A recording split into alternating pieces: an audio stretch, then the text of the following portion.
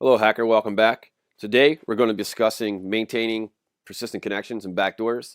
The way we're going to be doing this is using metasploit.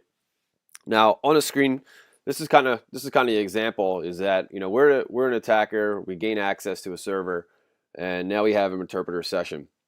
Now, what happens if the service crashes or the server's rebooted? Well, our connection is going to break. So we want to be able to fix that. We want to add a script that basically calls back to the attacker workstation every few seconds.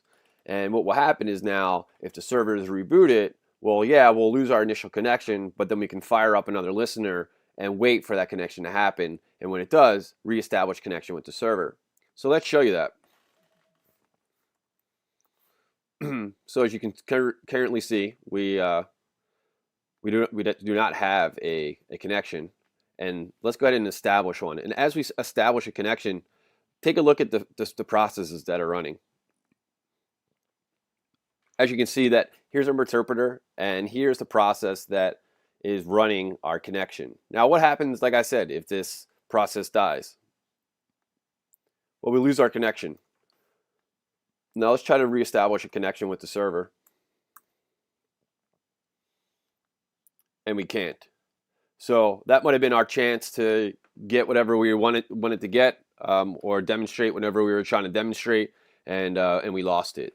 So we don't want that to happen in the future. So let's reestablish our connection with the server. As you can see, here's our process. Here's our connection. So what we want to do now is run persistence, and we'll do a -H to take a look at the options. Now, two options you want to pay attention to are the P and the R. The P is the port, and the R is the remote system that the server will be calling back to.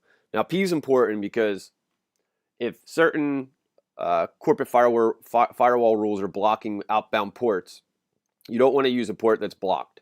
So we want to use a common port that's allowed, maybe port 80 or port 8080. And then R, depending if we're an internal workstation, we want to use our internal address. Or if we're using this exploit remotely, we want it to call back to our external IP address. Now, let's go ahead and add port 444, and we're going to have it return back to our IP address here, which is as displayed. Now, a couple things to take a look at again as we run this are the services. So go ahead and press enter.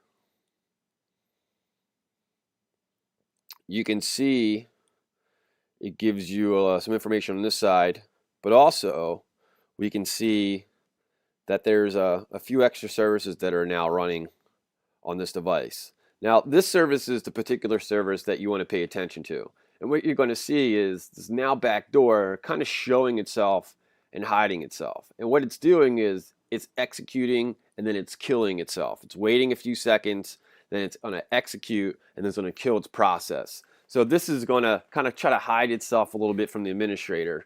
Now, before, if you guys remembered, when we killed our initial service, we lost our connection. So let's go ahead and kill that service again. And there it goes, we lost our connection.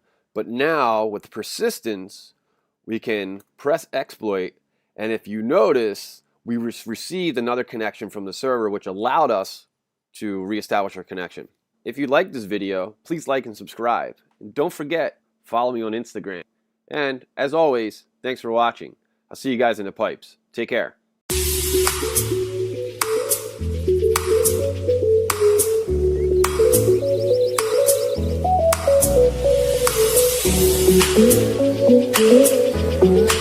Thank you.